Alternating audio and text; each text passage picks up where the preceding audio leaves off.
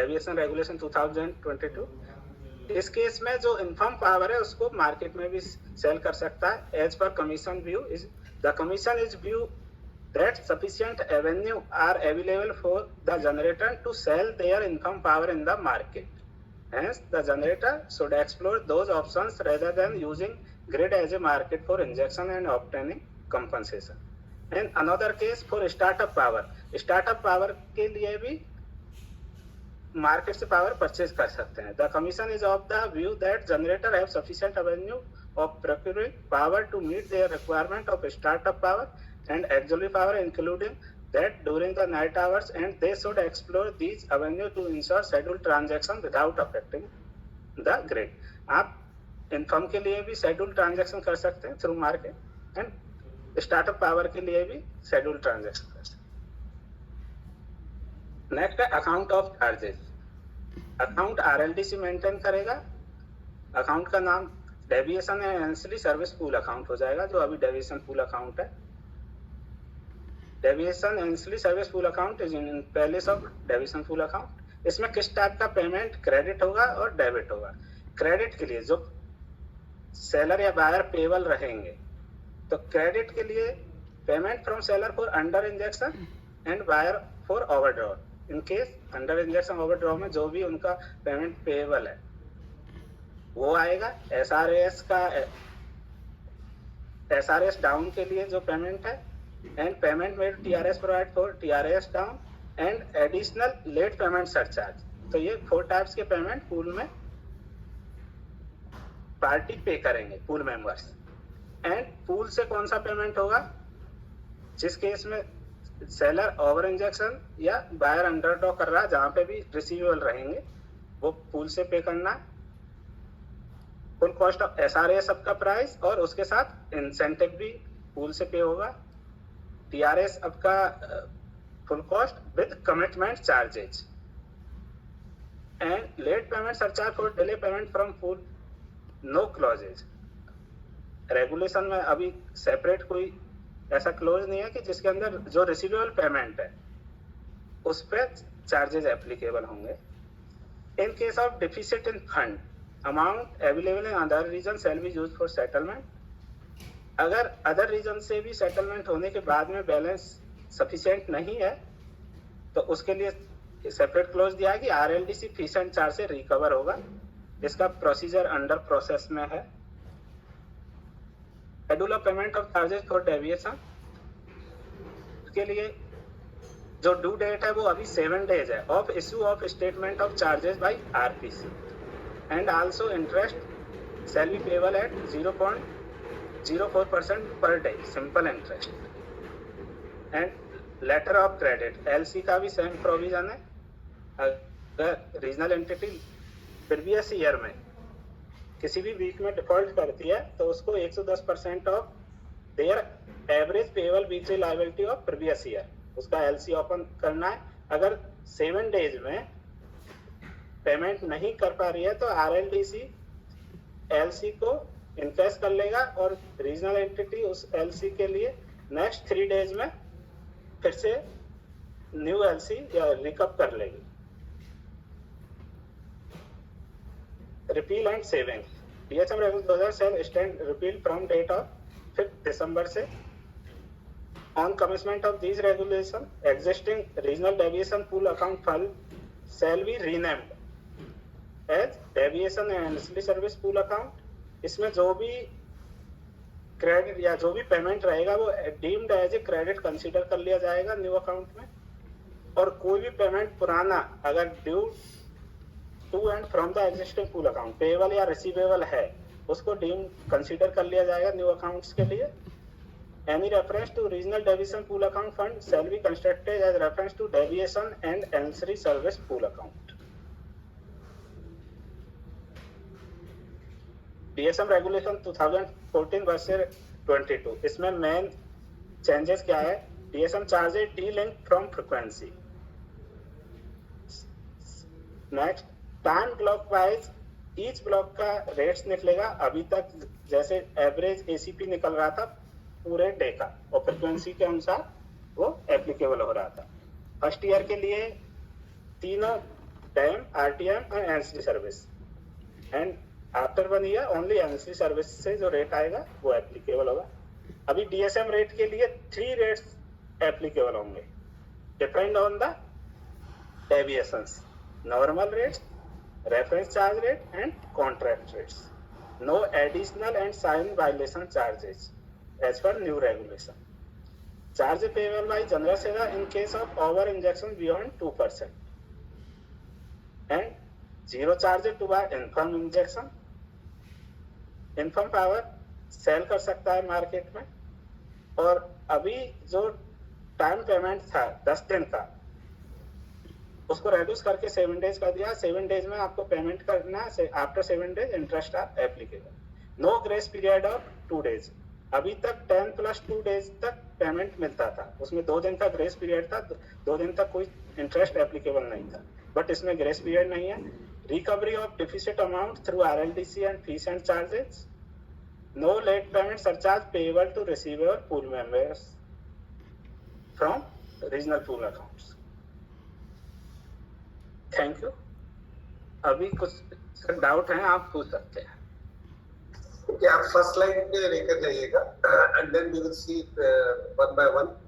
If anybody has to ask, please raise your hand and RLDC आपको उनसे सवाल करोगे.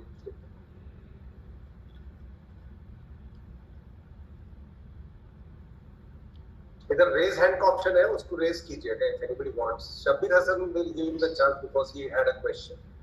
Sir, please sir, one query is only that इसमें है जो the weighted average ancillary services charges of all the region, जो third वाला जो है sir, Yes, sir. is there any chances that this rate would be more than 12 rupees? क्योंकि market में cap 12 rupees लगा दिया है CERC ने, तो कहीं ऐसा इसमें 12 से ज्यादा, क्योंकि इसमें मेरे ख्याल से मोस्टली सर गैस जनरेटर आने का चांसेस है and their variable cost is higher. This is one of our concern. Previous data का जो एनालिसिस किया था उसमें डैम RTM में आ रहा है हाईएस्ट. जस्ट वो भी थोड़ा पीक का ही इश्यू है, पीक में ही चलते हैं ना, बट रफली हम लोग एक कैलकुलेशन किया था NLDC एंड पे, तो डैम RTM रेट ही आ रहा है highest. Okay madam, okay thank you. Sir मेरी क्वेरी थी, ये 0 से 2% ओवर इंजेक्शन में ट्रांसमिशन चार्ज लगेगा जनरेटर्स को? जैसे चार्ज पे taken care under RTDA, regional transmission deviation account है ना जी जी.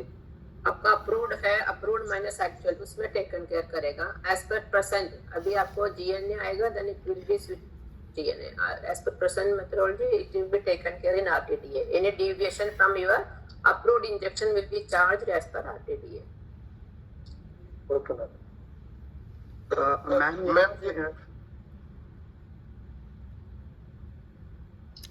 Ma'am, I have a query. Ma'am, we are general seller and suppose we are under injecting. You are from? Ma'am, I am from JPL, Jindal Power Limited. Ma'am, suppose we are general seller and we are under injecting 3%. So the calculation for under injection shall be from 0 to 2% at the rate of reference charge, and then beyond 2% it will be 120% of the normal rate of charges. Yes. So ma'am, calculation band wise होगा 0 to 2%, 150% of reference rate, then beyond 2%. 50 नहीं, 2% is reference Sorry, rate sorry. only. Okay ma'am, thank you. Ma'am मैं MB power से बोल रहा हूँ. जैसे अभी NLDC की वेबसाइट में मैम एक अलग से रेट के लिए एक फिक्स कर दिया है कि NLDC की वेबसाइट में DSM रेट दिखता है, तो वैसे ही कोई एक अलग जगह होगा क्या जहाँ पे हम ये देख सकते हैं कि डैम का, RTM का और एंसिलरी सर्विस में किसका रेट हाईएस्ट है और वो हमें रियल टाइम में कोई वेबसाइट रहेगा क्या मैम इसके लिए? नहीं, ancillary service won't be available, rate won't be available to NLDC also beforehand. So it is not possible to disclose. We cannot say what will be the rate to next block में क्या rate होगा हम लोग नहीं बोल पाएंगे. Okay. अच्छा okay sir also इसमें एडवांस में रेट मालूम नहीं चलेगा, बट एनएलडीसी डेवलप कर रहा है एक मॉड्यूल, उसमें मंडे टू संडे तक का जो भी रेट्स रहेगा ब्लॉक वाइज वो फ्राइडे तक अभी पब्लिश करेंगे, तो आपको डे ओवर होने के बाद में ही वो अवेलेबल होगा. ओके सर ओके आपको रेफरेंस के लिए डैम आरटीएम लेके आप मतलब एक अंदाज लगा के कर सकते हो, है ना फिलहाल. Okay ma'am okay thank you. Madam Abhay बोल रहा हूँ. मैडम एक थोड़ा सा डाउट था, ये जो अभी जो डिस्कशन में आ रहा था ये ब्लॉक वाइज वेटेड रेट रहेगा कि पूरा डे का एक सिंगल रेट रहेगा? Block wise. ब्लॉक वाइज रहेगा, बट रेफरेंस चार्ज में अलग से रेट रहेगा जो 62 63 के अंदर नहीं है, तो उसके लिए डेली एवरेज एसीपी लिया जाएगा. परिमल बोल रहा है. अभय साहू साहब के लिए एनटीपीसी के लिए तो रेफरेंस रेट ही है ना. यस यस मैम ये रेफरेंस चार्ज रेट हमारे जो ईसीआर AS1 में देंगे वहीं से लेंगे ना. ठीक. सर एक क्वेरी है. The generator those are having PPA under 62 आप बता दीजिए कहाँ हाउ से द है. Reference charges will be calculated for the generators? एक और बार Because in the slides there were 62 or 63, but however for the PPA is having with the 62 and 63. उसमें एक और ऑप्शन दिया है ना, वेटेड एसीपी रेट. मेरा आवाज आ रही है? Yes ma'am. हाँ मैडम आ रही है. तो उसमें एक है डेली वेटेड एवरेज एसीपी है आपका फुल कैपेसिटी को नहीं है 62 63 में. Okay ma'am thanks. मैडम ये एनएलडीसी के एंड से कुछ ब्लॉक वाइज डीएम आरटीएम का कुछ कंसोलिडेटेड कुछ होने का कुछ है हो रहा है क्या मैम? देखो आरटीएम कंसोलिडेटेड नहीं कर सकते ना, वो 2 ब्लॉक पहले ही आपको मालूम चलेगा आरटीएम का रेट, because every 2 blocks RTM will run, है ना. That is 48 trades are happening. Only DAM price will be available, that is available in IEX site also. नहीं इसमें एक्चुअली ऑल एक्सचेंजेस करके बोल रहा था मैम, इसलिए बोल रहा हाँ ठीक है. हाँ okay, that we will discuss with NLDC where they will be giving that only damn price. Okay. Real time market में 2 ब्लॉक पहले तो उसको तो अपडेट भी कर सकते हैं ना. ओके हम बताएंगे. ओके देखती हूँ. Okay We look into that.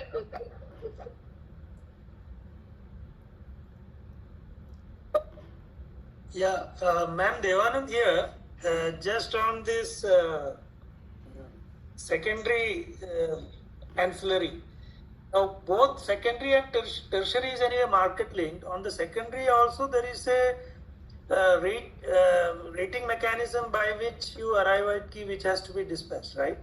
So, can't this be published that which are the available secondary ancillary on a particular day with NLDC, so that at least the tentative rates are available to the buyers? That is available, sir. But which station will be given? That would be a challenge. But at any moment of time, we would be at least knowing, na? You see, as per the RPC website also, you can see who are the stations participating in RRIS. Okay, because rate also ordered by RPC on every month 8th, I believe. That is already available in the public domain, sir. Okay. ठीक है ma'am. Ma'am, I am from Vindhyachal. I have one doubt that, like, for a generator, when RGMO response will act, like suppose frequency is going high and we are getting in a 500 megawatt unit, we are getting continuously minus 25 megawatt due to RGMO. Now, in that case, the deviation will be more than 98%. Means our AG by SG will be less than 98.